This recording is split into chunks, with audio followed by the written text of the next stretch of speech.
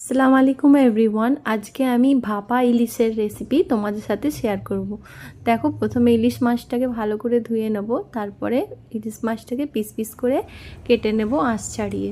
ইলিশ মাছগুলো আমার কাটা হয়ে গেছে, এগুলোকে ধুয়ে পরিষ্কার করে নিয়ে তাকে একটা পাত্রে রেখে তার মধ্যে হলুদ, সর্ষের তেল, নুন সব ম্যারিনেট করে রেখে দেবো।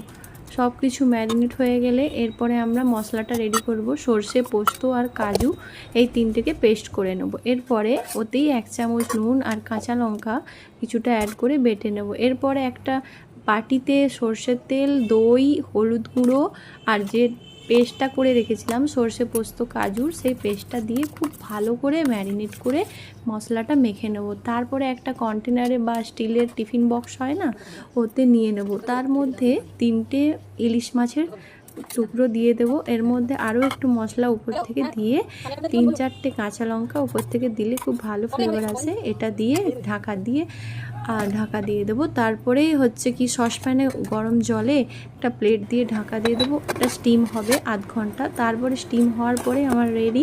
টিফিন বক্সটা নামিয়ে নিয়ে দেখো কত সুন্দর ইলিশ ভাপাটা হয়েছে।